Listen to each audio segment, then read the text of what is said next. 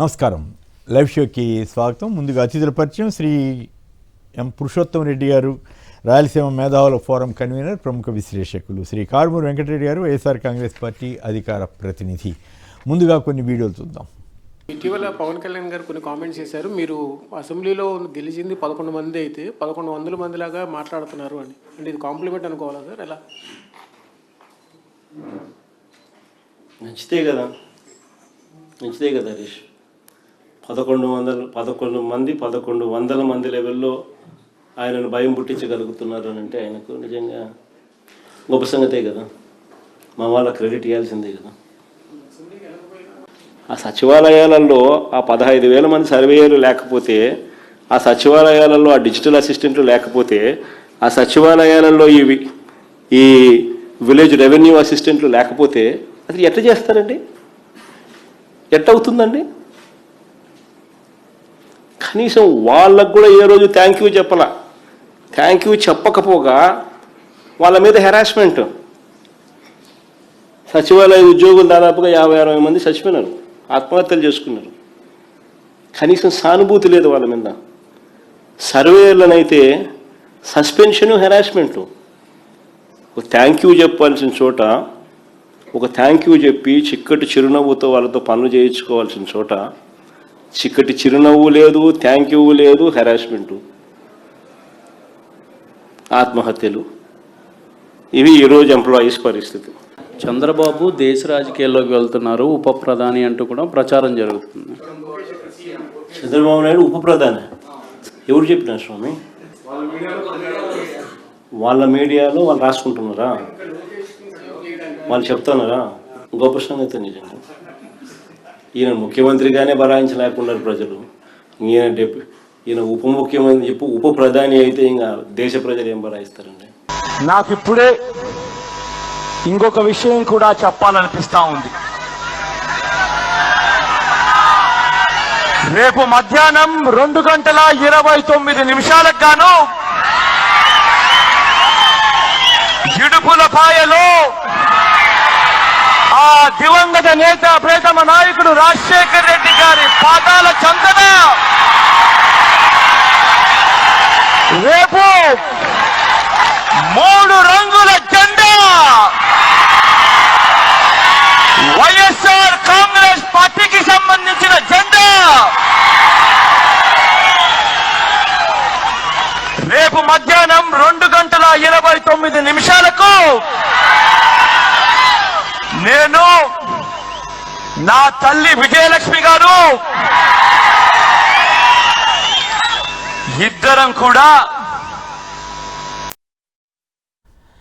Right. అది ఆవిర్భావ దినోత్సవ శుభాకాంక్షలు తెలియజేస్తూ ముందుగా పురుషోత్తం రెడ్డి గారు చెప్పండి, నేడు వైఎస్ఆర్ కాంగ్రెస్ పార్టీ ఆవిర్భావ వేడుకలు, వైఎస్ జగన్ చేతుల మీదుగా పార్టీ జెండా ఆవిష్కరణ. సో ఓవరాల్గా ముందుగా కొద్దిసేపు దీని మీద కూడా మాట్లాడుకుంటే బాగుంటుంది కదా.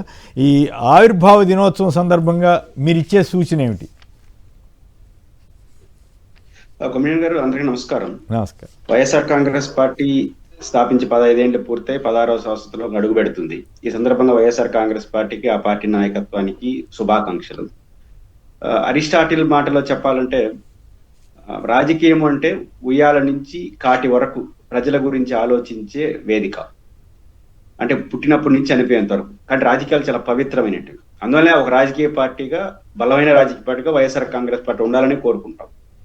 మొట్టమొదటి అంశం, జగన్మోహన్ రెడ్డి గారి వైఎస్ఆర్ కాంగ్రెస్ పార్టీ స్థాపించిన రోజు తలుచుకుంటే ఈ రోజు వచ్చినటువంటి ఫలితాల వరకు చూసుకుంటే, జగన్మోహన్ రెడ్డి గారు ఎంత ధైర్యంగా, ఎంత నిబద్ధతతో, ఎంత విశ్వసనీయతతో పార్టీని ప్రారంభించారనే దానికి ఈ అడుగులు కనపడతాయి. ఆ రోజు మీరు జర్నలిస్టులు చూసుంటారు, పార్టీని స్థాపించిన రోజు పద్మవ్యూహంలో అభిమన్యుడికి ఎలాంటి పరిస్థితులు ఉన్నాయో తెలియదు, కానీ అంతకుమున్న పెద్ద పరిస్థితులు జగన్ గారు ఎదుర్కొన్నారు. అధికార కాంగ్రెస్ విప్పు జారీ చేసి మరి అధికార పార్టీకి అనుకూలంగా వ్యవహరించిన ప్రతిపక్షం, అప్పుడే పుట్టినటువంటి విశేష ప్రజాదరణ చిరంజీవి గారి ప్రజారాజ్యం, తెలంగాణ అస్తిత్వానికి ప్రతినిధిగా టీఆర్ఎస్, 4 పార్టీలు ఉండగా ఎవరైనా సాహసం చేస్తారు ఇంకో పార్టీ పెట్టాలని. అట్లాంటి టైంలో తండ్రి ఆశయాల కోసం ఒక రాజకీయ పార్టీని పెట్టడం అనేది పెద్ద సాహసం. ఆ సాహసం సంచలనంగా మారింది. మనం రాజకీయ ప్రస్థానం చూసినప్పుడు పార్టీ పుట్టిన మొదటి ఎన్నికల్లో గెలవకపోతే ఇంకా పార్టీ పని అయిపోతుంది. అలాంటిది 10 ఏళ్ల తర్వాత ఆయన పార్టీ ముందుకు వచ్చి 10 ఏళ్ల తర్వాత 2019 వరకు ఆయన అధికారంలోకి రాలేదు. ఈ మొత్తం క్రమంలో ప్రతిపక్ష పాత్ర పోషించారు. జైల్లో ఉండాల్సిన పరిస్థితి, పార్టీ పెట్టకుండా జైల్లో. నేను తిరుపతిలో ఉంటాను కాబట్టి గులాబ్ నబీ ఆజాద్ తిరుపతి ఎయిర్పోర్ట్ లో చెప్పిన మాట ఇప్పుడు గుర్తుపెట్టాలి. ఆయన అన్న మాట ఏంటంటే, జగన్మోహన్ రెడ్డి పరిపక్వత లేకుండా చిన్నపిల్లోడు తొందరపడ్డాడు, తొందరపడకుండా ఉండుంటే జైల్లో కాకుండా కేంద్ర మంత్రిగా ఉండేవాడు, మరియు భవిష్యత్తులో ముఖ్యమంత్రిగా ఉన్నాడు, ఉజ్వల భవిష్యత్తును తన చేతులారా తానే నాశనం చేసుకున్నాడు అన్నాడు గులాబ్ నబీ ఆజాద్ తిరుపతిలో. కానీ ఇప్పుడు రివర్స్ లో 15 ఏళ్ళ తర్వాత జగన్మోహన్ రెడ్డి గారు ఉజ్వల భవిష్యత్తు దేశానికి అందింది. ఆ మాట నా కాంగ్రెస్ పార్టీ భవిష్యత్తు ఎలా ఉందో ఇప్పుడు చూడొచ్చు. కాంగ్రెస్ పార్టీదే కాదు సార్, గులాం నబీ ఆజాద్ కూడా. ఇంకా ఆయనైతే ఆ పార్టీని వదిలేశాడు, అది వదిలేశాడు. అంటే పాయింట్ ఏంటంటే, జగన్మోహన్ రెడ్డి గారు నిజానికి ఆ రోజు అలాంటి పార్టీని ప్రారంభించేటప్పుడు జగన్మోహన్ రెడ్డి గారి వీడియో ఒకటి ఉంది, మీతో మాట్లాడిన వీడియో అనుకుంటుంది. నా శ్రీకాంత్ రెడ్డి గారు లాంటి వాళ్ళు వస్తే రావద్దండి, నేను ఆ పరిస్థితి ఏంటో నాకైతే, అంటే అంత భయానక వాతావరణ పరిస్థితుల్లో తను నిలబడ్డాడు. ఒక పక్క భయానక పరిస్థితి చెప్తా ఉన్నాడు, ఇంకో వైపు నిలబడేదే ఏమైనా సరే అనే ధైర్యం, నిజాయితీ జగన్మోహన్ రెడ్డి గారు నడిపింది. ఆ పార్టీని ప్రజల్లో విశ్వసనీయత పెంపొందించింది. రెండో అంశం, జగన్మోహన్ రెడ్డి గారిలో విజనరీ కనపట్లేదు, ఈ రోజు కూడా కనపట్లేదు. ఒకవైపే ఎక్స్పోజ్ అవుతున్నాడు కానీ విజనరీ, దాంట్లో మానవీయ కోణం. నాకు ఒక ఉన్నతాధికారి మాట్లాడిన విషయాన్ని నేను ఇక్కడ గుర్తుపెట్టాలి. ఆయన యొక్క మానవతా కోణం ఎట్టుంటుందని. ఆయనకి ఒకనొక రాజమండ్రి సంథింగ్ ఏ ప్రాంతంలో పారిశుద్ధ్య కార్మికులకి 18,000 పెంచాలి అని అడిగినప్పుడు అధికారులందరూ భయపడ్డారు. ఒక్కసారిగా 7-8 వేల నుంచి 10,000 డబ్బులే ఉన్నాయి, మీ పాటికి మీరు మాట్లాడితే అట్లా ఫైనాన్స్ చేస్తే ఆయన ఆ మాట అన్న మీకు గాని నాకు గాని 1,00,000 రూపాయల జీతం ఇచ్చినా ఆ పని మనం చేస్తామా? 1,00,000 రూపాయలు చేసిన ఆ వైపు ఆలోచించండి అంటే ఏమి మాట్లాడకుండా ఆ రోజు పారిశుద్ధ్యం 18,000 పెంచుతూ రాష్ట్రంలో వేలాది మంది అంటే పారిశుద్ధ్య పని అనేది ఎంత కష్టమైంది. వాళ్ళు చేయబట్టేది మనం ఇంట్లో ఉన్నాం, మనం చేయగలుగుతామా అని పోల్చుకోవడం, వాళ్ళతో తనను తాను పోల్చుకోవడం. అధికారులు అంటే పరిపాలించేటప్పుడు నాయకుడికి ఉండాల్సింది హ్యూమన్ రిలేషన్, హ్యుమానిటీ ఉండాలి. అది లేని పరిపాలన ఏంది? బిల్డింగులు, పెద్ద పెద్ద నగరాలు కాదు కదా, మనిషి బాగుండాలి కదా. అదే కదా అరిస్టాటిల్ చెప్పింది, పుట్టుక నుంచి చనిపోయేంత వరకు ఆలోచించాలని. ఆ కోణం జగన్మోహన్ రెడ్డి గారిలో కనిపించింది. అన్నిటికన్నా మించి ఓడినా గెలిచినా లక్ష్యం కోసమే నిలబడటం. మళ్ళీ ఏం దురిసేది లేదు. ఈ రోజు వాడతాం, రేపు వాడతాం, ఎల్లుండి వాడతాం, జీవితకాలం వాడతాం, ఒక రోజు గెలుస్తాం. ఆ రోజు వరకు మన ఆశయాలు కొనసాగించాలనే ధోరణి ఈరోజు జగన్మోహన్ రెడ్డి గారికి ఉంది. కాబట్టి ఒక సినిమా హీరో కాకపోయినా విశ్వసనీయత, నిబద్ధత, తను అనుకున్న చేయడం. అన్నిటికన్నా మించి ఎన్నికల హామీ పైన భారతదేశంలో అనేక చర్చలు జరిగినాయి. అసలు ఎన్నికల హామీలకు చట్టబద్ధత కావాలి, మోసం చేస్తున్నారని. కానీ చట్టం లేకుండానే ఎన్నికల హామీ ఇచ్చేదానికి భయపడే పరిస్థితి జగన్మోహన్ రెడ్డి గారు తీసుకొచ్చారు. ఈరోజు అదే జరుగుతుంది. ఎందుకంటే జగన్మోహన్ రెడ్డి గారు ఎన్నికల్లో గెలిచిన మరుక్షణం ఒకటి, నేను ఇచ్చిన నవరత్నాల అమలు కోసం ఒక వ్యవస్థను సృష్టించాడు. మనకు 5 లక్షల మంది వాలంటీర్లు, గ్రామ ఎందుకు పెట్టారు? ఆ నవరత్నాలను ప్రజల చెంతకు తీసుకోవడం కోసం వ్యవస్థను సృష్టించాడు, పరిపాలన కోసం వ్యవస్థలు ఇచ్చాడు. అన్నిటికీ నుంచి నాకు బాగా నచ్చిన చివరిలో సెక్రటరియట్ పోతే నేను కూడా ఒకసారి పోయినాను, వరుసగా ఆయన ఇచ్చిన హామీలు ఆయన గుర్తు చేసుకుంటున్నాడు ఆ ఫోటోలు పెట్టుకొని. అంటే నేను మర్చిపోతా, అది ఇది ఇమాజినింగ్, ఊహించలేం. అంటే ఎవరైనా ముఖ్యమంత్రి మర్చిపోవడం కోరుకుంటారు కాదండి. ఆయన దగ్గరే కాదండి, ఫస్ట్ టైము నేను కూడా ఈ 50 ఏళ్ళుగా ఈ ఫీల్డ్లో ఉన్నాను కదా, ఈ ఫస్ట్ టైము ఒక చీఫ్ మినిస్టర్ ఇది మా మేనిఫెస్టో, దీన్ని అమలు చేయాలని చెప్పి మంత్రుల ఛాంబర్లోను, సెక్రటరియట్లోను, అందరు ఆఫీసర్ల ఛాంబర్లో కూడా పెట్టిన ఏకైక నాయకుడు ఈయన ఒకడే ముఖ్యమంత్రి. ఆయన ముఖ్యమంత్రి ఛాంబర్కి పోయే వరకు ఆయన చూసుకుంటా పోతాడు, నేనేం హామీలు ఇచ్చాను ప్రతిరోజు. అంటే ఆయనకి సెల్ఫ్ చేసుకోవడం. అన్నిటికన్నా మించి ఇప్పుడు వెంకటరెడ్డి గారు ఉన్నాడు కాబట్టి ప్రతి కార్యకర్తను 5 ఏళ్ళు మామూలుగా వదిలాడా, ఇంటింటికి పోయి మేము ఇది చెప్పాము చేసామా లేదా, ఇదే కదా. గడప గడప పోయి ఎవరైనా పార్టీ ఏం చేస్తుంది భయపడిపోతారు. గుర్తు చేయడం, నేను ఆ రోజు చెప్పాను 8 మార్కులు వేస్తారు అని తరిమాడు కదా ప్రతి కార్యకర్తని ఇంటింటికి. కాబట్టి జగన్మోహన్ రెడ్డి గారు వైఎస్ఆర్ కాంగ్రెస్ భవిష్యత్తుకి మెడికల్ కాలేజ్ ఉద్యమం ఒక సిగ్నిఫికెన్స్, అది చిన్న విషయం కాదు. 1 కోటి మందిని భారీ ఓటమి తర్వాత సంతకాలు సేకరించడం చిన్న విషయమా? 1 కోటి సంతకాలు సేకరించడం కేవలం 15 నెలల్లో. రెండోది, ఆ ఉద్యమం ఎంత అద్భుతాన్ని సాధించిందంటే జగన్ గారు ఇచ్చిన ఒక పిలుపు, నేను మళ్ళీ అధికారంలోకి వస్తా, దాన్ని ప్రైవేట్ రంగాన్ని తీసేస్తా, ఎవరైనా తప్పు చేస్తే జైల్లో పెడతానన్న పిలుపుకి ఒక టెండర్ అయ్యలేదు ఈ రోజు కూడా. అంటే ఇంతకన్నా పెద్ద విజయం ఉంది. అధికారంలో ఉన్నప్పుడు ప్రజల పక్షం, ప్రతిపక్షంలో ఉన్నప్పుడు ప్రజల పక్షాన్ని నిలబడి ప్రభుత్వాన్ని ఆ అజెండాలు నిర్ణయించే స్థితికి రావడం అనేది 100% కరెక్ట్. పవన్ కళ్యాణ్ గారు చెప్పినట్టు 1100 మంది కనపడడం, అది రాకుండానే అసెంబ్లీకి రాకుండానే అనేది ఒక విచిత్రమైన పరిస్థితి. కాబట్టి ఇది వైసీపీ భవిష్యత్తు, జగన్ గారికి ఉన్న క్రెడిబిలిటీ, జగన్ గారికి ఉన్న ఇమేజే ఆ పార్టీని ముందుకు తీసుకెళ్తుంది. మళ్ళీ భవిష్యత్తులో ఉజ్వల భవిష్యత్తు ఉందనే దానికి ఒక ఉదాహరణగా ఈ సందర్భంగా చెప్పచ్చు. రైట్. దాంతోపాటు ఆయన ధైర్యమే కార్యకర్తలకి కానీ వీళ్ళందరికీ కూడా ఒక అస్త్రం లాంటిదని అనుకోవాలి. విచిత్రం ఏంటంటే ఒక బిల్డింగ్ కట్టిన ఆయన పెద్ద విజనరీ అంటారు. అనేక పోర్టులు, ఫిషింగ్ హార్బర్లు, మెడికల్ కాలేజీలు, సచివాలయం, రైతు భరోసా సచివాలయాలు, గ్రామ లైబ్రరీ, కొన్ని చోట్ల కొత్త నేను ఉద్దానంకి వెళ్ళి చూస్తే ఆశ్చర్యం వేసింది. అరే ఇంత గొప్ప పని చేసిన ఆయన విజనరీ కాదంట, ఒక బిల్డింగ్ కట్టిన ఆయన విజనరీ అని చెప్తారు. ఓకే, ఆయన చేసింది చెప్పండి, తప్పలేదు. కానీ ఈయన్ని విధ్వంసాన్ని ప్రచారం చేయటం ఎంత దుర్మార్గం అంటే అయ్యో బాబు. రైట్. ముందుగా మీకు శుభాకాంక్షలు. థ్యాంక్ యూ కొమ్మినేని గారు. అట్లానే సాక్షి టీవీ ప్రేక్షకులందరికీ కూడా నమస్కారాలు, వెరీ గుడ్ మార్నింగ్. నిజంగా ఈరోజు ఇక్కడ ఈ చైర్లో కూర్చొని గర్వపడతా చెప్తున్నాను సార్, నేను ఒక వైఎస్ఆర్ కాంగ్రెస్ పార్టీ కార్యకర్తగా జగన్మోహన్ రెడ్డి గారి నాయకత్వంలో నేను పనిచేస్తున్నందుకు నిజంగా గర్వపడుతున్నాను. ఎందుకంటే మా నాయకుడు పార్టీ పెట్టి ఇప్పుడు 16వ సంవత్సరం, 15 వసంతాలు పూర్తి చేసుకుంది. ఈ 15 వసంతాల్లో ఏ రోజు కూడా పక్కనోడి జెండా మోపించలా. మనం గెలిచినా ఓడినా నిజాయితీగా నిలబడాలన్నాడు. విలువలో విశ్వసనీయతతో రాజకీయాలు చేశాడు. ఎందుకు ఈ మాట మనం చెప్పాల్సి వస్తూ ఉందంటే నిజంగా నీచమైన రాజకీయాలు. చంద్రబాబు నాయుడు గారు లాంటి వ్యక్తి ఉన్న దగ్గర విలువల విశ్వసనీయతతో రాజకీయాలు ఓ పార్టీ నడపటం ఇన్ని సంవత్సరాలంటే అసలు నిజంగా ఇంపాసిబుల్. కానీ దాన్ని సాధ్యం చేసి చూపించాడు. నిజంగా జనం కన్నీళ్లలో నుంచి, జనం కష్టాల్లో నుంచి, జనం కోరికల మేరకు పుట్టినటువంటి పార్టీ, జనం కోసం జగన్ ఎత్తినటువంటి ఆ జెండా ఈరోజు మా వైఎస్ఆర్ కాంగ్రెస్ పార్టీ అని చెప్పి మేము గర్వంగా ఈరోజు చెప్పుకోగలుగుతున్నాం. ఎందుకు? జగన్మోహన్ రెడ్డి గారిని అనేక కష్టాలు పెట్టి మొక్కలోనే ఆ పార్టీని తుంచేయాలనేటటువంటి ప్రయత్నం. నిజంగా ఒక కొత్త వ్యక్తి, అసలు ఏ రాజకీయ అనుభవం లేకుండా అప్పుడే రాజకీయాల్లోకి వచ్చి ఫ్రెష్. ఎందుకంటే 2009లో ఆయన రాజకీయాల్లోకి వచ్చాడు. ఆ 2009లో రాజకీయాల్లోకి రాగానే ఏదైతే 3 నెలలకే తన తండ్రిని కోల్పోయినటువంటి పరిస్థితి, ఆ పరిస్థితుల్లో ఆయన నల్లకాలవ సాక్షిగా ఇచ్చిన మాట కోసం నిలబడ్డాడు. ఆయన వైపు ఆ రోజు 2 దారులు. జగన్మోహన్ రెడ్డి గారు మీ దగ్గర కూడా మీ ఇంటర్వ్యూలో కూడా చెప్పారు, నా వైపు 2 దారులు ఉన్నాయి. ఒకటి, ఇచ్చిన మాట కోసం తండ్రి చనిపోయినటువంటి ఏదైతే ఆ ప్లేస్లో నేను ఇచ్చిన మాట కోసం నిలబడటం ఒకవైపు, లేదా ఆ మాట తప్పితే నాకు పదవులు వస్తాయి, ఆర్థికంగా కూడా ఏదైతే ఇంకా పైకి వెళ్ళొచ్చు. నిజంగా జగన్మోహన్ రెడ్డి గారు రాజకీయ పార్టీ పెట్టకపోతే ఈరోజు భారతదేశంలో టాప్ 10 బిజినెస్ మ్యాన్లో ఒకరుగా ఉండేవాళ్ళు. కానీ జగన్మోహన్ రెడ్డి గారు ఆ రోజు ప్రజల కోసం, రాజశేఖర రెడ్డి గారి అభిమానుల కోసం, ఆయన వెంట నిలిచిన వాళ్ళ కోసం నిలబడాలనేటటువంటి ఆయన అంటే మాట, మనం ఒక మాట ఇస్తే ఆ మాట కోసం ఎందాకైనా నిలబడాలి. అదే ఆ మాట ఈరోజు వైఎస్ఆర్ కాంగ్రెస్ పార్టీ బాట అయింది. ప్రజలకి ఏదైతే ప్రజాహితం కోసం నిలబడినటువంటి పార్టీ అయింది. ఈ నిజంగా సార్ ఒక పార్టీ ఇంత స్థాయిలో రావాలంటే చాలా కష్టం. ఎందుకంటే అనేక మంది ముఖ్యమంత్రులు మన రాష్ట్రాన్ని చూసాం. అనేక మంది ముఖ్యమంత్రులు కొడుకులు ఎమ్మెల్యేలుగానో, ఎంపీలుగానో, మంత్రులుగానో పనిచేసి చూసాం. కానీ ఏ ముఖ్యమంత్రి కొడుకు పార్టీ పెట్టి మళ్ళీ ముఖ్యమంత్రి అయినటువంటి దాఖలాలు ఎక్కడ మనం చూడాలి. అలాంటిది ఒక్క జగన్మోహన్ రెడ్డి గారికే సాధ్యమైంది. అయితే వారసులుగా ఎమ్మెల్యేలు, ఎంపీలు అంటే మన ఆంధ్రప్రదేశ్ రాష్ట్రంలో ఏదైతే రాజకీయ పార్టీ పెట్టి ఏదైతే ఒక ప్రాంతీయ పార్టీగా నిజంగా ఆ రోజు ఎన్టీ రామారావు గారు ప్రాంతీయ పార్టీ పెట్టి విజయం సాధించాడు. దాని తర్వాత కేసీఆర్ గారు ఇక్కడ, తర్వాత జగన్మోహన్ రెడ్డి గారు. ఒక పార్టీ నిజంగా 9 ఏళ్ళు స్ట్రగుల్ అయింది సార్ అధికారంలోకి రావటం కోసం. ఏదైతే 9 ఏళ్ళు స్ట్రగుల్ అయింది, నిజంగా ఈ 16 ఏళ్ళ మా ప్రస్థానంలో మేము అధికారంలో ఉన్న 5 సంవత్సరాలే. నిజంగా 11 సంవత్సరాలు మేము ప్రతిపక్షంలోనే ప్రజల కోసం పోరాడుతూనే ఉన్నాం. 16 నెలలు జైల్లో పెడితే చిరునవ్వుతో బయటకు వచ్చి నేనున్నాను మీకు అందరికీ అని ధైర్యం ఇచ్చాడు. ఇంకొకళ్ళు అయితే ఎప్పుడో సరెండర్ అయిపోయేవాళ్ళు. కానీ జగన్మోహన్ రెడ్డి గారు ఎక్కడా కూడా సరెండర్ కాల.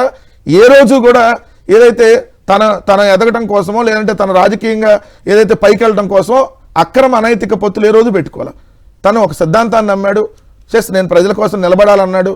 ఇవాళ ఓడిపోవచ్చు, రేపొద్దున గెలవచ్చు. ఎందుకు సార్ 2014 ఎగ్జాంపుల్, 2024 కూడా ఇంకో ఎగ్జాంపుల్ అని చెప్పాలి. 2014లో మాకున్నటువంటి అప్పుడు ఎమ్మెల్యేలు లేదంటే పోటీ చేసిన వాళ్ళందరూ అన్న ఒక రుణమాఫీ అని ప్రకటించన్నా ముందు అధికారంలోకి వస్తామని చెప్పారు.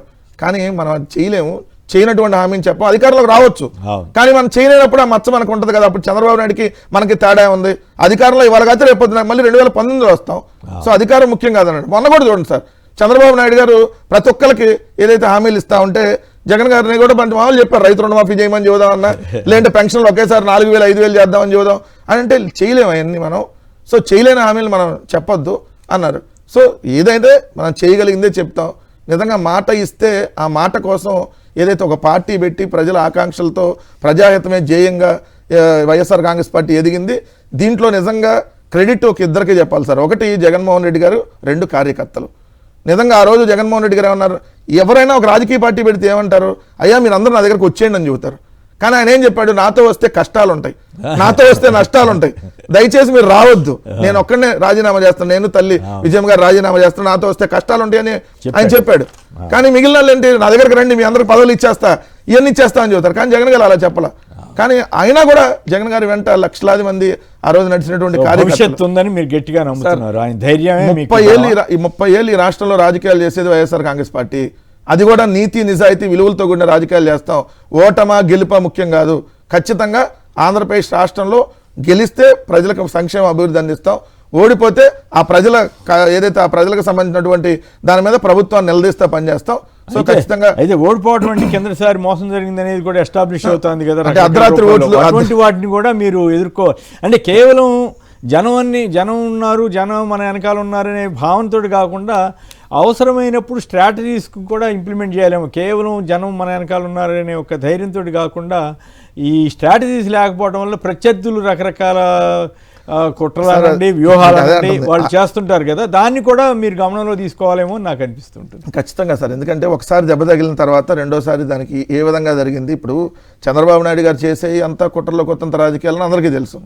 మొన్న 3 రాజకీయ పార్టీలు కలిపి పోటీ చేసినా ఈవీఎంలు మేనేజ్ చేశారనేది పెద్ద ఎత్తున ఈ రోజు ఆధారాలతో మనకు బయటకు వస్తా ఉంది. పరకాల ప్రభాకర్ లాంటి వాళ్ళు, ప్రొఫెసర్ నాగేశ్వర లాంటి పరకాల ప్రభాకర్ నుంచి అసలు ఎన్నికల కమిషనే పారిపోయి సమాధానం చెప్పలేకపోయింది. ముఖేష్ కుమార్ మీద అర్ధాంతరంగా వాటిని తగలబెట్టినప్పుడే క్లియర్ గా అర్థం అవుతుంది. ఎందుకంటే కోర్టులో ఉంది అంశం, ఆల్రెడీ వీవీప్యాట్ల అంశం కోర్టులో ఉంటే ఈయన ముందే తగలబెట్టేశాడు. సో 45 రోజులు ఉంచాల్సిందాన్ని కోర్టులో ఉన్నా తగలబెట్టారంటే అదే కాదుగా అర్ధరాత్రి వేళ ఎట్లా పోలేని అంటే దానికి సమాధానం చెప్పలేదు ఇప్పటి వరకు. Right, anyhow I wish you all the best. మరో అంశంలోకి వెళ్దాం. ఫిరాయింపులకు క్లీన్ చిట్, గోడ దూకిన ఎమ్మెల్యేలపై స్పీకర్ తుది తీర్పు అంటూ దానం నాగేంద్ర కడియం శ్రీహరి గారికి అసలు పార్టీ మారినట్టే ఈయన కనపడలేదట. చరిత్రలో చీకటి రోజని కేటీఆర్ గారు అంటున్నారు. పురుషోత్తమ రెడ్డి గారు మీకు కూడా కనపడలేదా దానం నాగేంద్ర గారు కడియం శ్రీహరి గారు పార్టీ మారిన విషయం? అదేం పెద్ద నాకు ఆశ్చర్యం అనిపించలేదు. ఇప్పుడు ఆంధ్రప్రదేశ్లో 23 మంది ఎమ్మెల్యేలు మారితే దాంట్లో 4-5 మంత్రులు లేపుస్తున్నారు అప్పుడు పార్టీ, కానీ ఫిరాయింపు చేయనట్టు కాదు. మళ్ళీ సభ ముగిసేటప్పుడు స్పీకర్ గారు ప్రకటిస్తుంటాడు ఏ పార్టీకి ఎంతమంది, దాంట్లో మళ్ళీ 67 మంది వేస్తారు. అంటే మంత్రులుగా ఉండేవారు కూడా ప్రతిపక్ష సభ్యులుగా ప్రకటించేసిన రోజులు ఉన్నాయి మన ఆంధ్రప్రదేశ్ చూసాం కదా 23 మందిలో. కాబట్టి ఇది రాజకీయాల్లో విపరీత పోకడలకు నిదర్శనం తప్ప దీంట్లో పెద్ద ఆశ్చర్యపోయేది ఏం లేదు. ఒక మాట అయితే నువ్వు చెప్పాలి, జగన్మోహన్ రెడ్డి గారి వెనకాల నల్లకాలను ప్రతి కార్యకర్త ఈ రోజు ఆయనతోనే ఉన్నారు. ఇది మొదటి అంశం. రెండో అంశం, రాహుల్ గాంధీ గారిని ప్రధానమంత్రి చేయాలని జగన్ గారు అన్నారు. ఆయన వద్దనుకునింది ఎవరు? జగన్ గారు కాంగ్రెస్ వద్దనుకున్నాడా, కాంగ్రెస్ జగన్ గారిని వద్దనుకునిందా? వద్దనుకున్న తర్వాత ఏం చేశాడు, రాజశేఖర రెడ్డి ఆశయాలు కొనసాగిస్తా ఉంటే నీతోనే ఉండేవాడు. వద్దనుకున్నాడు, ఆయన దారి ఎంచుకున్నాడు. ఇంకా మీరు వద్దనుకొని నన్ను ప్రధానమంత్రి చేయలేదంటే ఈవిడేం చెప్తారు దాన్ని? Right, okay. ఇక మరో అంశంలోకి వెళ్దాం. ఈ ఆడబిడ్డనిది ఇవన్నీ మాట్లాడాను. విశాఖలో కూటమి ప్రభుత్వం మరో కుంభకోణం అంటూ ఋషికొండ భూమి ప్రజల సంపద ఎవరి కోసం 9 మార్చి 2026 జీవో విడుదల చేసిందట. ఋషికొండలో 5 స్టార్ క్రౌన్ ప్లాజా హోటల్ నిర్మాణం కోసం ఒక ప్రైవేట్ కంపెనీకి అనుమతిస్తున్నారట. 66 సంవత్సరాలు లీజ్ అంట, ఇంకా 33 సంవత్సరాలు పొడిగించే పరిస్థితి అంట.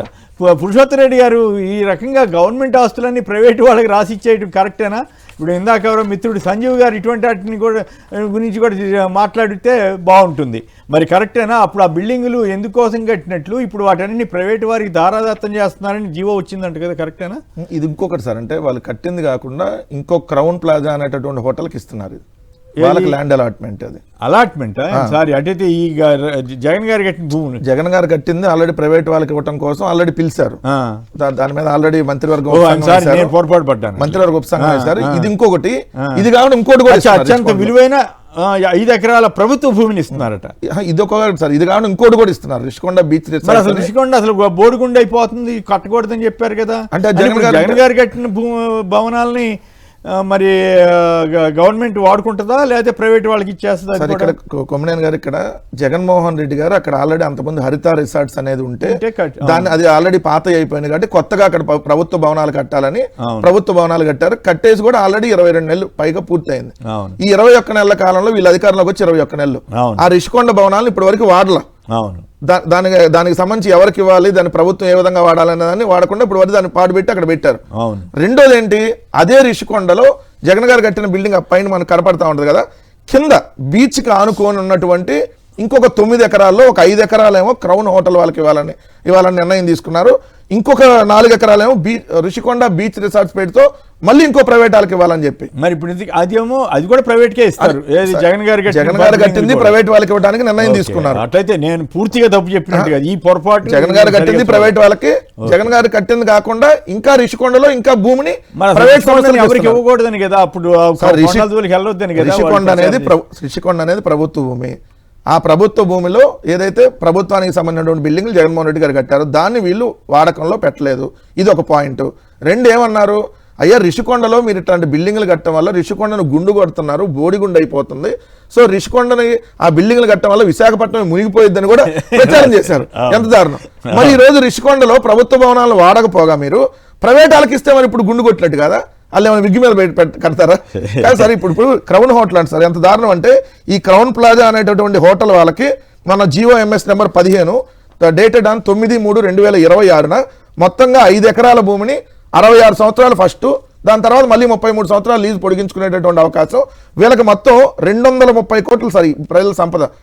ఈ 230 కోట్ల రూపాయల ఆస్తికి సంబంధించి వీళ్ళకి అనేక రాయితీలు, 25 కోట్ల క్యాపిటల్ సబ్సిడీ అంట, 12 సంవత్సరాల పాటు 100% స్టేట్ GST అంట, 5 సంవత్సరాలు ఏదైతే విద్యుత్కు సంబంధించి ఏం కట్టేటటువంటిది లేదంట, ఇన్ని రాయితీలు ఇచ్చి ప్రైవేట్ వాడికి ఎందుకు హోటల్కి అది కూడా ఆల్రెడీ ఎక్కడ ఉన్న హోటల్కి ఏం అట్లాంటి ఏం లేదు కదా. అది సార్ ఎందుకు ఇవ్వాలి? ఇప్పుడు రిషికొండలో ఇన్ని ఆఫర్లు ఇస్తూ ఇంతగా వాళ్ళకి బెనిఫిట్స్ ఇస్తూ ప్రైవేట్ వాళ్ళకి ఎందుకు ఇవ్వాలి? Point number 1. అంటే ఇది మీ బినామీలా, లేదంటే దీంట్లో మీకు ఏమైనా వాటా ఉందా? ఇది ఒకటి తేలాల్సిన అంశం. ఇది కాకుండా మొన్న ఆల్రెడీ దీంట్లో వచ్చింది కొమ్మినేని గారు, రిషికొండ బీచ్ రిసార్ట్స్కి సంబంధించి రిషికొండ బీచ్ రిసార్ట్స్ అని ప్రభుత్వం 424 కోట్లు పెట్టుబడి పెడతారు, 450 మందికి ఉపాధి వచ్చిందని చెప్పి ఇది కూడా ఇంకోటి ప్రైవేట్ వాళ్ళకి ఇస్తానికి. అంటే రిషికొండలో ఇప్పుడు జగన్ గారు కట్టింది ప్రైవేట్ కి ఇస్తున్నారు, ఇంకోటి క్రౌన్ హోటల్ కాబట్టి నేను ఇదే అని పొరపాటు పడ్డాను. ఇది సపరేట్ సార్. క్రౌన్ హోటల్ అనే వాళ్ళకి ఇస్తున్నారు, ఇంకొకటి రిషికొండ బీచ్ రిసార్ట్స్ పెడితే ఇంకొకరు కూడా ఇస్తున్నారు. మొత్తం రిషికొండని ప్రైవేట్ వాళ్ళకి అమ్మకానికి పెట్టారనేది దీనికి మన సారాంశం. వీళ్ళు 99 పైసలకు భూముల్ని విశాఖపట్నంలో ఎట్లా అమ్ముతున్నారో ఈ విశాఖపట్నం అయిపోయినట్టుంది. ఇంకా మొత్తం పేరు నాని గారు చెప్తున్నారు కదా, లోకేష్ గారు ఫ్రీగా ఇచ్చారు అక్కడ గుజరాత్ లో అని చెప్తే ఎంతంత రేట్లు కొన్నది కూడా చెప్పాడు కదా సార్. ఇప్పుడు వీళ్ళు ఎవరికి ఇచ్చారు? ఇక్కడ వీళ్ళు మన శాసన మండలిలో వైఎస్ఆర్సీపీ సభ్యులు అడిగిన ప్రశ్నలకు సమాధానం వీళ్ళు TCSకి ఇచ్చారన్నారు 21 ఎకరాలు 99 పైసలకి. అలానే ANSR గ్లోబల్ కార్పొరేషన్ అంట 13 ఎకరాలు 99 పైసలకి ఇచ్చారు. ఎవరండి వీళ్ళు? ANR గ్లోబల్ రియల్ ఎస్టేట్ సంబంధించినటువంటి వాళ్ళు. అలానే రహేజా రియల్ ఎస్టేట్ 27 ఎకరాలు, సత్వాలకు 1.5 ఇచ్చారులేండి. అది 50 నుంచి 60 ఎకరాలు, సారీ 50 నుంచి 60 కోట్లు పలికిద్ది ఎకరం, దానికి 1.5. రహేజా వాళ్ళకి చూస్తే మీకు 27 ఎకరాలు మొత్తం 99 పైసలకి. ఇంకోళ్ళు ఎవరు? మదర్స్, ఒక్క నిమిషం, ఈ పేర్లు కూడా మనం ఎప్పుడు వెళ్ళినా, సంవర్ధన మదర్స్ అండ్ ఇంటర్నేషనల్ సంస్థ అంట, అదేందో 3.55 ఎకరాలు 99 పైసలకి, మొత్తం 99 పైసలు సార్, ఎకరం కాదు, ఎంటైర్ ల్యాండ్. మరి ఏం చేస్తారు వీళ్ళు? కమర్షియల్ ప్రాజెక్టులు కట్టుకుంటారు, అమ్ముకుంటారు, రెసిడెన్షియల్ ప్రాజెక్టులు కడతారు, ఏదైతే మన గేటెడ్ కమ్యూనిటీ లైఫ్ అమ్ముకుంటారు. దీనివల్ల రాష్ట్రానికి ఏం ఆదాయం వస్తుంది? ఇప్పుడు ఈ హోటల్ వాళ్ళు కూడా కేవలం 2% అంటారు గవర్నమెంట్కి వచ్చేది, 98% రియల్ ఎస్టేట్ వాళ్ళకి. దానికి మీరు 100 కోట్ల ప్రోత్సాహాలు, 100 కోట్ల తీసుకొచ్చి అమరావతిలో 1000 కోట్లు 1,00,000 కోట్లు తీసుకొచ్చి కడుతున్నప్పుడు ఇక్కడ విశాఖపట్నంలో కూడా వీళ్ళే కట్టి బిల్డింగ్లు ఇవ్వచ్చు కదా కంపెనీల వాళ్ళకి అద్దెకి. సార్ అసలు ఉన్నది ఇప్పుడు రిషికొండలో ఆల్రెడీ ఉంది, ఉన్నదాన్నే వాడకుండా జగన్ గారు కట్టించిన బిల్డింగ్. సార్ మీకు ఆ రిషికొండ నుంచి కొంచెం ముందుకెళ్తే భీమిల్ రూట్ లో ఏదైతే మీకు దీనికి సంబంధించి రాడిసన్ అలా హోటల్ ఉంది, ఒక్కో సూట్ రూమ్ ఒక రోజు ₹1,00,000 ఉంటుంది సార్. దాంట్లో సూట్ రూమ్ ₹1,00,000 ఒక రోజు, ఒక రోజు 70,000, ఒక రోజు 80,000 ఎట్లా ఉంటుంది. జగన్ గారు కట్టినట్టుగా యాక్చువల్ గా ప్రైమ్ మినిస్టర్ వచ్చినా రాష్ట్రపతి వచ్చినా ఇటువంటి టూరిజం హోటల్ గా మనం దాన్ని టూరిజం హోటల్ గా కూడా వాడుకోవచ్చు. దాంట్లో 200 మంది 300 మంది కూర్చునే బంకెట్ హాల్స్ ఉన్నాయి, దాన్ని మనం అనేక రకాలుగా ఉపయోగించుకోవచ్చు, ప్రభుత్వానికి ఆదాయం వస్తుంది కదా. ఆలోచిస్తే మంచిది. అంటే జనాలు ఎక్కువ మంది చూస్తే జగన్ ఇంత అద్భుతంగా బిల్డింగ్ కట్టారా ఈ దేశంలో ఎక్కడ లేని విధంగా అనుకుంటారు కదా, అందుకని దాన్ని పాడు పెట్టారు. రైట్, మిగతా అంశాల్లోకి పురుషోత్తం గారు మీరు కూడా సంక్షిప్తంగా దీని మీద కామెంట్ చేస్తారా? ఇదేదో 5 ఎకరాలు ఇస్తున్నారట ఋషికొండలో. ఇక్కడ బేసిక్ గా మనకు పులివెందులలో medical college just ribbon cutting చేస్తే ప్రారంభించవచ్చు, మదనపల్లి మెడికల్ కాలేజీ ప్రారంభించవచ్చు, మార్కాపురం అంటే రిబ్బన్ కటింగ్ సిద్ధంగా ఉన్న మెడికల్ కాలేజీలని PPA పద్ధతిలో ప్రైవేటీకరణకి ఇచ్చే వాళ్ళు ఋషికొండలో ఉన్న భవనాన్ని ప్రైవేటీకరణకి ఎవరని ఎందుకు అనుకుంటాం? కాబట్టి అత్యంత కీలకం ప్రభుత్వ రంగంలో ఉండాలని కేంద్ర ప్రభుత్వ నిధులతో కలిపి మెడికల్ కాలేజీ 10 మెడికల్ కాలేజీలు టెండర్లు పెట్టారు కదా. కానీ ప్రభుత్వం అనేది ప్రైవేటీకరణ అనేది చివరకు సంక్షేమ పథకాలను కూడా పీపీఎం మాట్లాడుతోంది, సంక్షేమ పథక అమలు కూడా. కాబట్టి ఈ ధోరణిలో ఉన్న ప్రభుత్వం నాకేం అదేం పెద్ద ఆశ్చర్యం అనిపిలా, అది ఇవ్వడానికి ఆశ్చర్యం అనిపిలా, ఇప్పుడు అనిపిలా. కాబట్టి ప్రభుత్వం పాలసీ అట్లా ఉంది కాబట్టి ఈ పరిస్థితులు వస్తున్నాయని అనుకోవచ్చు. అట్లాగే వెళ్ళిపోతుంది అనమాట. రైట్. ఇక పంజాబ్ వారు ఇప్పుడు చదివినిపించాను కదా, మవాన్ ధయాన్ సర్కార్ యోజన అంట.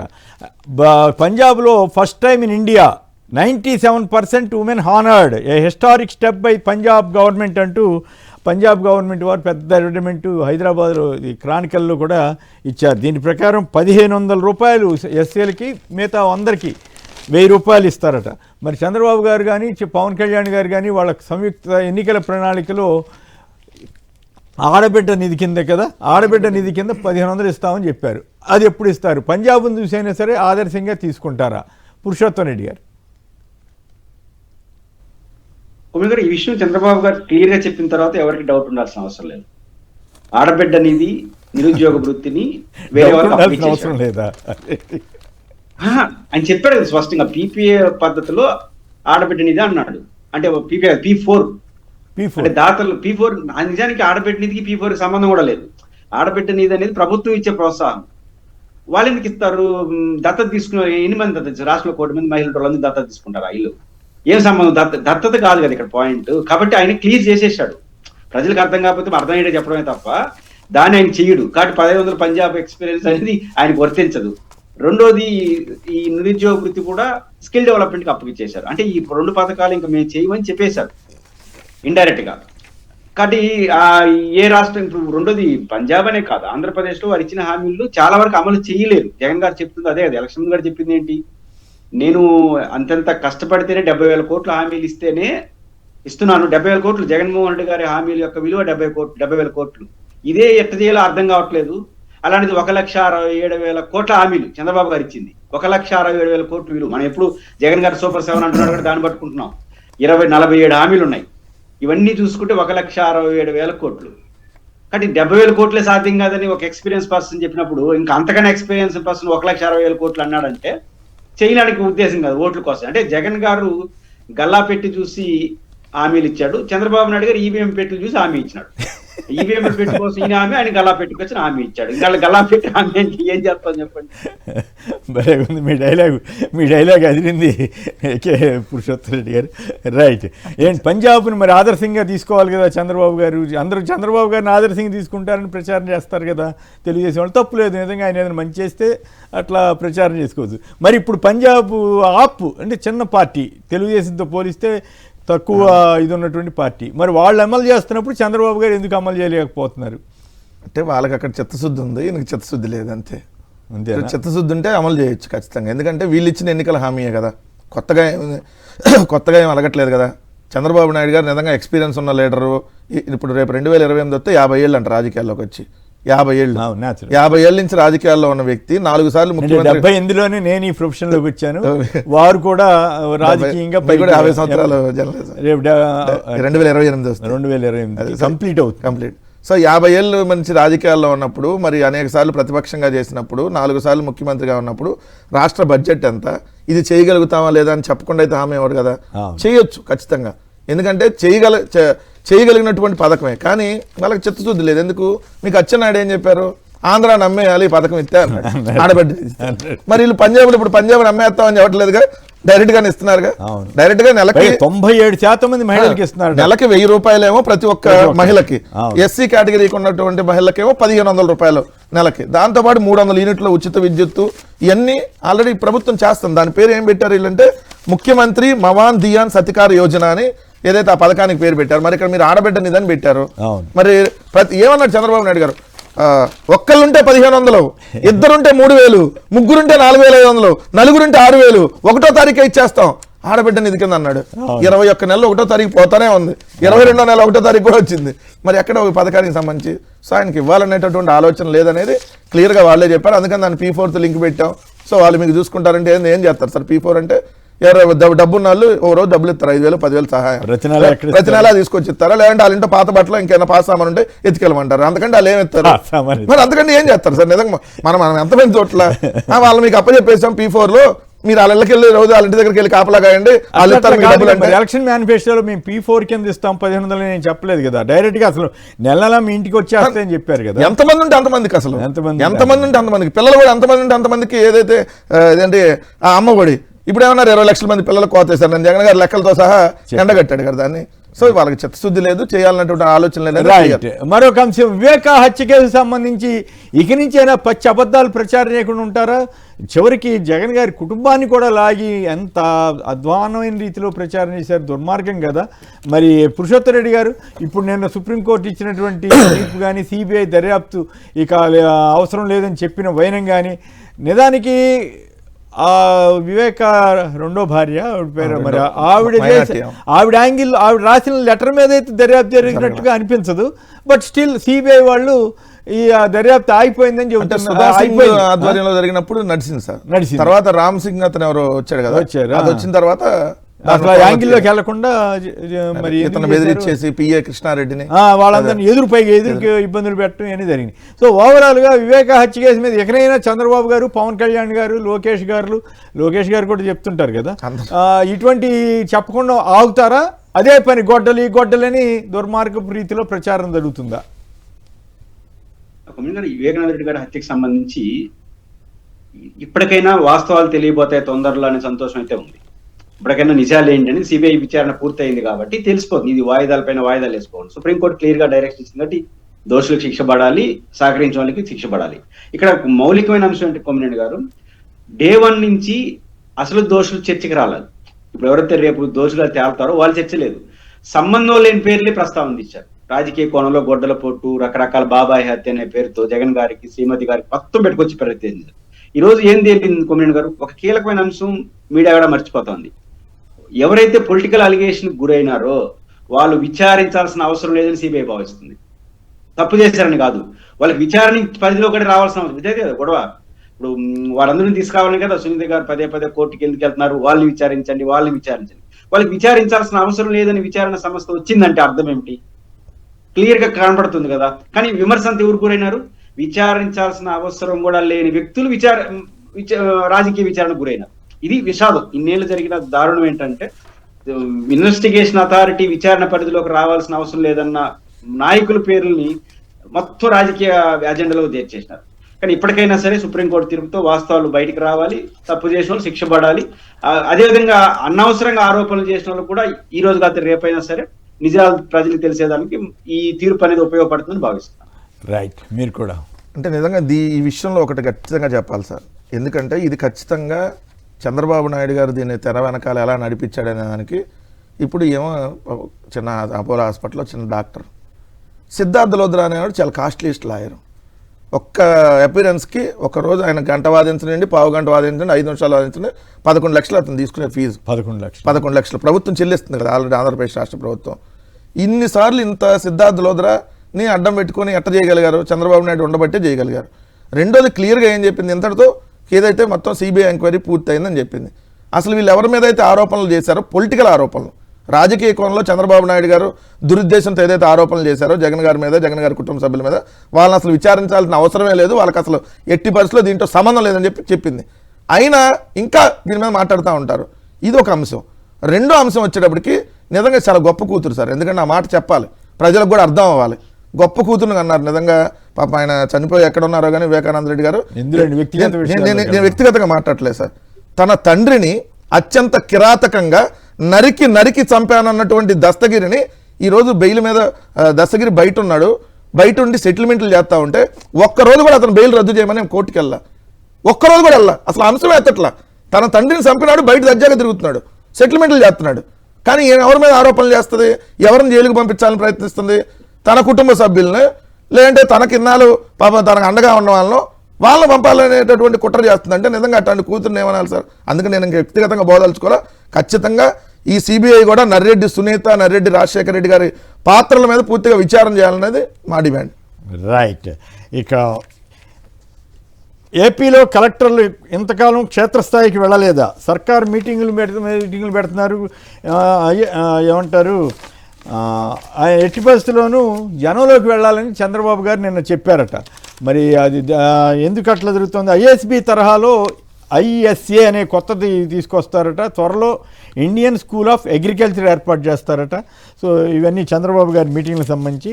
హామీలపై నోరు మెదపరేమి, 3 బడ్జెట్లు పెట్టినా సూపర్ 6 సూపర్ 7 హామీల ఊసెందుకు ఎత్తడం లేదని ప్రశ్నించిన జగన్, నమ్మించి నిండా ముంచి దగా పాలన, పొదుపు సంఘాల అక్కా చెల్లెళ్లకు వడ్డీకి చాప చుట్టేసిన బాబు సర్కార్, తాను తప్పు చేసి నిందలు స్కాములు, ఎదుటిపై చంద్రబాబు కుట్రలపై మాజీ సీఎం వైఎస్ జగన్ మండిపాటు, బాబు హయాంలో టీటీడీ నెయ్యిలో కల్తీ జరిగితే మాపై నింద మోపారన్న జగన్, అప్పులు దాచేసి ఆదాయం దోపిడీ చేశారు, ఆదాయం దోపిడీ అంటూ చంద్రబాబుది ఆర్థిక విధ్వంసం అని మన జగన్ గారు తీవ్ర స్థాయిలో విరుచుబడ్డారు. అయితే అప్పులపై కేంద్రానికి లేఖ రాస్తారా అంటూ ఆయన మంత్రులు చెప్పారంట.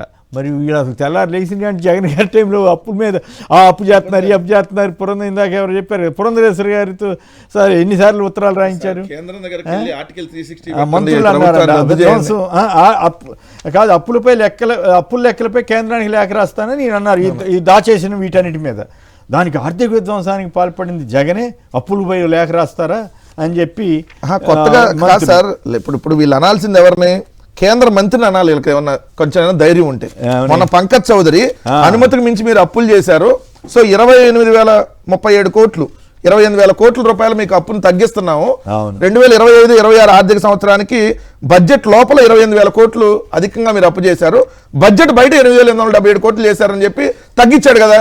ముందు మాట్లాడాల్సింది ఎవరి మీద? వాళ్ళు ముందు కేంద్ర మంత్రి మీద. గ్యాస్ సిలిండర్ సమస్య ఏపీకి కూడా పాకిందని, కానీ చోట్ల హోటళ్ళు వాళ్ళు ఇబ్బంది పడుతున్నారని వార్తలు వచ్చింది. టీడీపీ మైనార్టీ కార్యకర్త ఆత్మహత్యాయత్నం, ఇఫ్తార్ విందుకు రమ్మని పిలిస్తే అనంతపురం ఎమ్మెల్యే దగ్గుబాటి ప్రసాద్ అవమానించడమే కారణం అంట ఒక వార్త వచ్చింది. భూ కేటాయింపులపై కౌంటర్ దాఖలు చేయండి అని గురుమూర్తి గారు వేసిన పిటిషన్ మీద హైకోర్టు స్పందించింది. అది దీని విరుద్ధంగా ఇంకో రకంగా రాస్తున్నట్టున్నారు కదా ఎల్లో మీడియాలో. గురుమూర్తి గారు అసలు ఏదైతే డేటా సెంటర్ దాని మీద ఆయన వెళ్ళింది సత్వా రిలేషన్ వాళ్ళే రాస్తారు సార్ పేపర్లో. వాళ్ళు చూడండి ఎవరెవరిని ప్రతివాదులుగా చేర్చారు ఇక్కడ. Satva developers, Visakha realty private limited సంస్థ, Quark Technosoft private limited, Raheja corporation, iSpace software solutions వీళ్ళని ప్రతివాదులుగా చేశారు. వీళ్ళకి భూములు ఎలా కేటాయించారు మీరు అని చెప్పి రహేజా అనేది సత్వా రియల్ ఎస్టేట్. ఎట్లనే గురుమూర్తి గారు దాని మీద వెళ్తే ఆయన అదానీ డేటా సెంటర్, వీళ్ళు మళ్ళీ గూగుల్ డేటా సెంటర్ అంటారు, అది గూగుల్ కాదు అదానీ డేటా సెంటర్ మీద వెళ్ళాడని మళ్ళీ తప్పుడు వార్త. అంటే ప్రజలను ఎలా తప్పుదో పట్టిస్తున్నారు చూడండి. దురదృష్టం ఏం చేస్తాం. గట్లు కొట్టి కోట్లు మెక్కి పోలవరం కాలువగట్టును చెరపట్టిన పచ్చనేతలంటూ ఒక వార్త. ఈసారి కరువు తీవ్రత అధికంగా ఉంటుందట. అయ్యా చంద్రబాబు గారు ఈ విషయంలో జాగ్రత్తగా ఉంటే మంచిది. అయితే ఆయనే చెబుతున్నారు సంక్షోభంలో వ్యవసాయం ఉందని మళ్ళీ ఆయన అంటున్నారు. రాజధాని ప్రాంతంలో చెరువులను రక్షించాల్సిందేనని సిఆర్డీఏకి హైకోర్టు చెప్పిందట.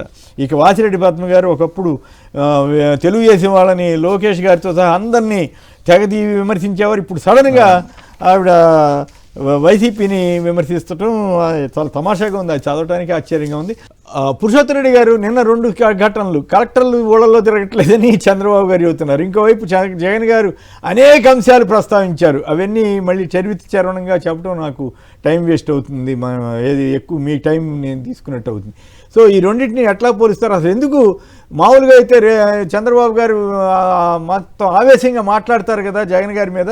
జగన్ గారు అడిగే ప్రశ్నలకి వేటికి సమాధానం చెప్పట్లేదు, ఇంక్లూడింగ్ టీటీడీ ఇష్యూ కానీ, హెరిటేజ్ ఇష్యూ కానీ, మహిళల ఇష్యూ కానీ, వీటన్నిటి మీద ఆయన మాట్లాడుతుంటే, హెరిటేజ్ ఇందాపూర్ ఇష్యూ కానీ, కల్తీ నెయ్యి ఇష్యూ కానీ, ఇవన్నీ మాట్లాడుతుంటే వాటి మీద ఎందుకు చంద్రబాబు గారు సమాధానం ఇవ్వలేకపోతున్నారు? మరోవైపు కలెక్టర్లు ఎందుకు జనంలో తిరగట్లేదని పదే ప్రచారం చేస్తున్నారు. కొమ్మిడి గారు 2 అంశాలు. ఒకటి, చంద్రబాబు నాయుడు గారు కలెక్టర్ల గారు జనంలో తిరగమంటున్నారు. జనంలో ఎందుకు తిరగాలి? ప్రభుత్వం వాళ్ళకి ఏం చేసిందో చెప్పడం కోసం తిరగాలి, వాళ్ళు అడిగేదానికి పరిష్కరించడానికి తిరగాలి. 2 కదా కలెక్టర్ల పని. ప్రభుత్వం మీకు ఏం చేయదలుచుకుని చెప్పడానికి పోవాలి, అవి బాగా అమలవుతున్నాయా లేవని, లేదా ప్రజల నుంచి వచ్చిన సమస్యల పరిష్కారం కోసం మళ్ళీ ప్రజల దగ్గరికి వెళ్ళాలి. ప్రభుత్వాన్ని నుంచి ప్రజలకు ఏం చేస్తారో చెప్పుకోవడానికి ఎక్కువ పాయింట్లు ఏం కనపట్ల. కానీ కలెక్టర్లు పోయి ఏం చేయాలి పాపం? వీళ్ళు చెప్పేది లేకపోగా ఏరేది కోల్సి వస్తుంది కాబట్టి వాళ్ళు పోవట్లా. పొమ్మంటే పోతారు, వాళ్ళు ఏమైంది పోయి అన్ని తీసుకొస్తారు, వాళ్ళు పోయిందేం లేదు. బట్ ప్రభుత్వం పొమ్మంటే ఎందుకు పోరు? కాబట్టి ఏదో ఇప్పుడు మీరు మొదటి నుంచి ఉన్న అలవాటు చంద్రబాబు నాయుడు గారికి ఏదన్నా చాలా తీవ్రమైన ఇబ్బందులు వస్తే అది పక్కన వాళ్ళని నెట్టడం అనేది మొదటి నుంచి అలవాటు కదా. అంటే నిన్న మీరు గమనించారేమో, ఎల్లో మీడియా రాసింది కలెక్టర్లు క్షేత్రస్థాయిలో తిరగట్లేదు మా పరిశీలన గోంగూర అంటే రాశారు. ఇవాళ అది పట్టుకున్నాడు ఆయన. అది మళ్ళీ ఆంధ్రతో అదే రాసుకున్నాడు ఇవాళ కూడా. నిన్న మేము ప్రస్తావించాను అదే అంశాలను కదా లీక్ అంటే ప్లాన్ ఇద్దరు కలిసి చేస్తున్నట్టే కదా. కలెక్టర్లకి పోయిందేమి లేదు, వెళ్ళమంటారు, మీరు ఏం చెప్తే అవన్నీ చెప్తారు. కాబట్టి కలెక్టర్లు కాదు కదా డిసైడ్ చేసేది. కలెక్టర్లు ప్రభుత్వ విధానాలు ఎగ్జిక్యూటివ్ చేస్తారు. ఎగ్జిక్యూటివ్ అని పాలసీ మ్యాటర్ ఉన్న వాళ్ళు ప్రశ్నిస్తే లాభమే ఉంది. కాబట్టి అది వాడు అర్థం చేసుకోవాలి. రెండోది, జగన్మోహన్ రెడ్డి గారి ప్రశ్నలు ఈ రోజు కాదు, ఏనాడు సమాజంలో బహుశా రాబోయే కాలంలో ఫైనాన్స్ విషయాల్లో అసలు ఏ ఆన్సర్ చేయరు. ఇది నా నమ్మకం. ఎందుకంటే ఫైనాన్స్ విషయంలో తీవ్రమైన తప్పులు చేస్తున్నారు. ఒక ఎస్టాబ్లిష్ కాని అంశాన్ని ఒక ఇంగ్లీష్ పత్రిక చేసిన విషయాన్ని మీ దృష్టికి తీసుకొస్తాయి. ఎంత ప్రమాదకర పరిస్థితులు ఆంధ్రప్రదేశ్ ఉందంటే, ఆ పత్రిక ఏం చేస్తుందంటే వేజ్ అండ్ మీన్స్ కింద అడ్వాన్స్ కింద ఎప్పుడు చేతి బదులు కింద తీసుకున్నారు. చేతుల బదులు కింద పోవడమే ఆర్థిక సంక్షోభానికి నిదర్శనం. అది ఒక రోజు 2 రోజులు ఏకంగా 8 రోజులు తప్ప అన్ని రోజులు పోయినారట. తమాషా ఏంటి కొమ్మినేని గారు, మనం ఆందోళన చెందుతా ఉండేది నేను జగన్ గారి ప్రెస్ మీట్ లో కూడా, అప్పులు ఎక్కువైపోయినాయి, వడ్డీలు ఎక్కువ అవుతున్నాయి. ఇది మాత్రమే బయటకు వచ్చింది. బయటికి రాని ఒక నగ్న సత్యం ఉంటుంది. అదేంటంటే 24-25 సంవత్సరంలో ఈ చేతి బదులు కోసం తీసుకున్నారు కదా, దానికి కట్టిన వడ్డీ 303 కోట్లు. చేతి బదులు తీసుకున్న వేజ్ అండ్ మీన్స్ తీసుకున్నటువంటి డబ్బులకి మళ్ళీ రెగ్యులర్ చేసే అప్పులు వడ్డీలు అది వేరు. ఆ ఖాతా జరుగుతా ఉంది. 303 కోట్లు ఇన్ హిస్టరీ ఆఫ్ ఆంధ్రప్రదేశ్ వడ్డీ. అంటే ఎంత ప్రమాదకర పరిస్థితులు. అంటే 303 కోట్లు వడ్డీ కట్టి కూడా తీసుకునేదానికి పరిస్థితి ఉన్నామంటే ఏ పరిస్థితుల్లో ఫైనాన్షియల్ సిచ్యువేషన్ ఉందో అర్థం. పర్ డే 505 కోట్లు అప్పు చేస్తున్నారు పర్ డే. ఒకవైపు ఇంకోవైపు జగన్ గారు 5 ఏళ్లలో చేసినటువంటి అప్పుని వీళ్ళు కేవలం 2 ఏళ్ళు చేసేసినారు. 2 ఏళ్ళు కూడా కదా, ఇంకా 5 ఏళ్ళు చేసినప్పుడు 2 ఏళ్ళు చేసేసినారు. ఇంకా 2 ఏళ్ళు కూడా పూర్తి కాలేదు, 21 నెలలో చేశారు. అంటే నేను అంటుంది ఇంకా ఉంది 4 నెలలు అనుకోండి. పాయింట్ ఏంటంటే ఆర్థిక పరిస్థితి చాలా ఘోరంగా ఉంది. వాళ్ళ అంచనాలు అందుకోలేకపోతా ఉంది. అప్పులు పెరిగిపోతుంది. అప్పుల్లో ఒక చోట తప్ప టార్గెట్స్ దేంట్లో రీచ్ కావట్లా. ఇది ఒక విషాదకరణ పరిస్థితి. అప్పులు మించిపోతున్నారు. కాబట్టి జగన్మోహన్ రెడ్డి గారి ప్రెస్ మీట్ లో ఎక్కడ కూడా ఆ ప్రశ్నలకి సమాధానాలు లేకపోవడం వల్లే, ముఖ్యంగా జగన్ గారు ఫైనాన్స్ విషయంలో మాట్లాడే వేటికి సమాధానం చెప్పట్లేదు. కానీ ఆరోపణలు మాత్రం ఈ రోజు కూడా అప్పుల కారణం జగన్ గారు అనేస్తారు. ఆరోపణలు చేసేస్తారు అప్పుల కారణం అని. ఆయన ఫైనాన్స్ మిషన్ మీద మాట్లాడి ఏ అంశాన్ని పైన రియాక్ట్ అయ్యే ఓపిక ప్రభుత్వానికి లేనట్టుగా క్లియర్ గా అర్థమవుతోంది. కాబట్టి ప్రభుత్వం ఇప్పటికైనా బడ్జెట్ అంచనాల విషయంలో ఈ సంవత్సరం అయితే కొమ్మినేని గారు నడుస్తున్న ఫైనాన్స్ బడ్జెట్ లో 50,000 కోట్లు డెఫిసిట్ వస్తుంది. 50,000 కోట్లు వీళ్ళు అంచనా అందుకోలేకపోతుంది. అంటే మీరు 50,000 కోట్లు ఈ సంవత్సరం ఇచ్చిన హామీలు అమలు కావు. ఇంకా సమస్య ఏంటంటే, మీరు సీనియర్ జర్నలిస్ట్ చూస్తుంటారు, రివైజ్డ్ బడ్జెట్ అంటే కరెక్ట్ గా వేయాలి కదా. డిసెంబర్ రివైజ్డ్ బడ్జెట్ లో 1 లక్ష బడ్జెట్ కూడా 25 కోట్లు తక్కువ వస్తుంది. అంటే రివైజ్డ్ బడ్జెట్ 9 నెలలు చూసిన తర్వాత కూడా ఆ బడ్జెట్ కూడా తప్పులేస్తే ఇంకా అంచనాలు లేవు. అంటే నేను అనుకుంటుంది అంత తెలివి లేకుండా కాదు కొమ్మినేని గారు. కావాలని ఎన్నికల్లో హామీ ఇచ్చినాము, కేటాయింపులు చేయకపోతే విమర్శిస్తారు. కాబట్టి బడ్జెట్ లెక్కలు ఎక్కువ చూపించేసి మొత్తం ఆదాయం చూపించేసి అందరికి ఇచ్చినాం, మేము కూడా గత ప్రభుత్వానికన్నా బాగా ఇస్తున్నాం అని చెప్పడం కోసం చేస్తున్నారా?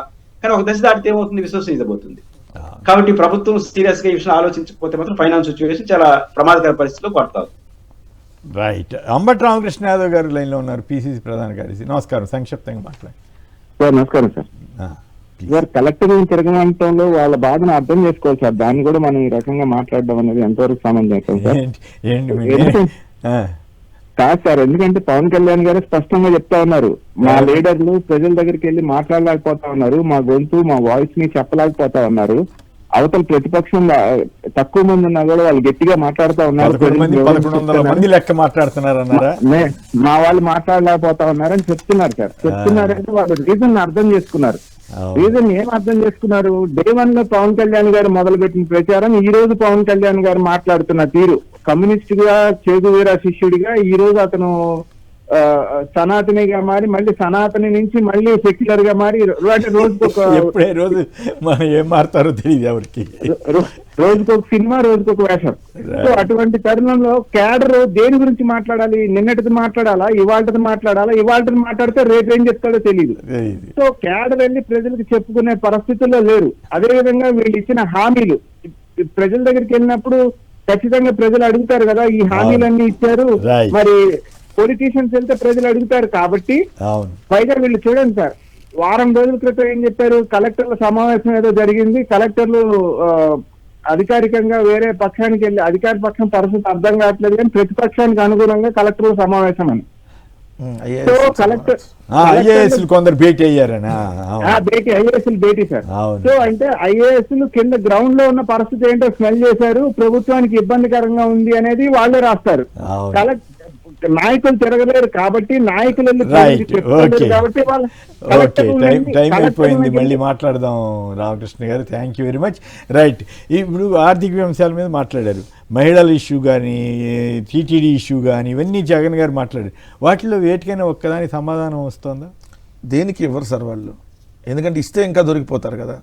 ఇప్పుడు మీకు హెరిటేజ్ ఇందాపూర్కు సంబంధించి వైఎస్ఆర్సీపీ వాళ్ళు ఏదైతే వరుసగా 5 రోజులు శాసనమండలిలో దాని మీద మా చర్చ జరగాలంటే చర్చ జరగనీలా. దాని తర్వాత ఎప్పుడో వాళ్ళు చర్చ జరుపుతున్నప్పుడు కూడా దాని మీద టాపిక్ కాకుండా మళ్ళీ ఏదైతే పాలు నీళ్లు కలిపి కూడా చేయలేదంటే ఎన్టీఆర్ జిల్లాలో పిల్లలు భోజనం సరిగా లేదని మైలవరంలో నిజంగా మైలవరం నియోజకవర్గంలో సార్ నిజంగా కడుపు వాళ్ళు మాకు భోజనం పెట్టించండి అని చెప్పి అక్కడ ఏఎస్పీ అనుకుంటా ఆయన వస్తే ఆయన దగ్గరికి వెళ్ళి ఇదిగోండి ఈ భోజనం తినలేకపోతున్నాను సార్, మంచి భోజనం పెట్టించాలని చెప్పి ఏఎస్ఐకి వినతి. అన్నం అసలే బాగుండట్లేదు, మాకు ఆకలేస్తుంది, అన్నంలో అంటే సార్ పసుపేసి ఇదే మీకు పులిహార తినమంటున్నారంట. అన్నంలో పసుపేసి వేయకూడదు, అన్నంలో పసుపేసి ఇదే మీకు పులిహార తినమంటున్నారంట. కోడిగుడ్లే ఉడకుండా తినేసేయమంటారు. విద్యాశాఖ మంత్రి గారు లోకేష్ గారు కదా, ఆయన క్రికెట్ బిజీలో ఉన్నాడు కదా, ఆయన ఎక్కడ దేశంలో సమస్యలు చూడాలి కదా, ఇక్కడ సమస్యలు చూడకుండా ఇక్కడ విద్యార్థులకు సంబంధించిన సమస్యలు, డాన్సులు, ఇది నాటకాల పోటీలు, ఒక పక్క రాజమండ్రిలో పాలకల్తీ, శ్రీకాకుళంలో పాలకల్తీలో మొదటి రోజు మనం 5 చనిపోయారని వచ్చింది కదా, ఇప్పుడు వరకు 11 మంది అయ్యారు. 11 మంది చనిపోయినటువంటి సంఘటన అసెంబ్లీలో చర్చకి రానివ్వలేదు. దాని మీద లేదు, ఒక పక్క కలుషిత నీరు తాగి డయేరియా వస్తుంది అక్కడ, ఇంకొంతమంది 31 మంది పిల్లలు ఈ 21 నెలల కాలంలో ఏదైతే హాస్టల్లో ఉన్న పిల్లలు చనిపోయినటువంటి పరిస్థితి. అది కూడా ఏంటి, కేవలం కలుషిత నీరే. కలుషిత నీరు అక్కడ శుభ్రంగా లేకపోవడం వల్ల వాళ్ళకి అనారోగ్య సమస్యలు వచ్చి చనిపోయింది. 31 మంది సార్, ఎప్పుడు లేదు ఇంత. ఎప్పుడన్నా సంవత్సరానికి ఒకళ్ళు ఇద్దరు ఎక్కడన్నా జరిగి చిన్న ఇన్సిడెంట్లు. ఇప్పుడు 21 నెలల కాలం 31 మంది చనిపోయారు. మొన్నటికి చూస్తే ఎలికలు గురుగుతున్నాయి ఎక్కడ పడితే అక్కడ. సో ఈయన అనేక సమస్యలు, దీని మీద జగన్ గారు అడ్రస్ చేస్తూ ఉంటే జగన్ గారిని తిడతారు, నువ్వు ఒక ఎమ్మెల్యే పులివెందులకి నువ్వు మమ్మల్ని అట్ట అడుగుతావని. ఆయన పులివెందులకి ఎమ్మెల్యేనే అవ్వచ్చు బాబు, అడిగిందని సమాధానం చెప్పాలి కదా. ఇప్పుడు చంద్రబాబు కూడా కుప్పానికి ఎమ్మెల్యేనే అంటే సమాధానం చెప్పాలి కదా. సో జగన్ గారు లేకపోతే నువ్వు బెంగళూరు ఇష్యూస్ గురించి కూడా మాట్లాడలేకపోతున్నారు. మహిళల ఇష్యూస్ సాక్షాత్తు టీటీడీ చైర్మన్ సంబంధించినటువంటి వీడియోలు బయటకు వస్తే ఆయన నా ఇష్టం దీంట్లో తప్పేంది అంటున్నాడు. ఒకప్పుడు అసలు ఇట్టు ఉండేది కాదు, డైరెక్ట్గా ఇప్పుడు ఓపెన్గా ఒప్పేసుకుంటున్నారు. అవునండి తప్పేంటి, నేను తిరిగితే 30 ఏళ్ళ నుంచి మాకు బంధం ఉంది అంటున్నాడు. ఆంధ్రప్రదేశ్ ఆయన కూడా ఆయన మద్దతు ఇస్తున్నట్టు రాసి ఆయన గబ్బు పట్టించినట్టు అనిపించింది నాకు. ఇంకా ఇప్పుడు అయితే నిజమైతే మాత్రం వ్యక్తిగతమయ్యా అంటాడా? కాదు, ఆ వీడియో ఒరిజినల్ అని ఆంధ్రప్రదేశ్ అని చెప్పేశారు. ఆ వీడియో ఒరిజినల్లే కాదు, ఇప్పుడు కాదు, అంత ముందు వీడియో అని చెప్పి చెప్పగానే వాళ్ళిద్దరి మధ్య ఉన్నటువంటి ఏదైతే వాళ్ళిద్దరికి దానికి పట్టలేదు అంటారు కదా. సో దానికి ఆయనకి చెప్పాడు కొత్త పలుకులు. ఆయన రాయాల్సిన అవసరం కూడా లేదు, కావాలే దాన్ని రాసి కావాలే రాసి మాకు తగాదేం లేదు. ఎవరు అడిగారు సార్ ఇప్పుడు మీకు తగాదా ఉందా లేదని మేము అడిగాం. ఇప్పుడు సోషల్ మీడియాలో వస్తుంది ఇది కిరసనాయలకి హెయిర్ ఆయిల్కి మధ్య యుద్ధం అని రాశారు. రైట్, పురుషోత్తమ్ రెడ్డి గారు, కారుమూరి వెంకటరెడ్డి గారు, పలువురు అంబటి రామకృష్ణ యాదవ్ గారు, అందరికి కూడా ధన్యవాదాలు. ఇది నేటి చర్చా కార్యక్రమం. నమస్కారం.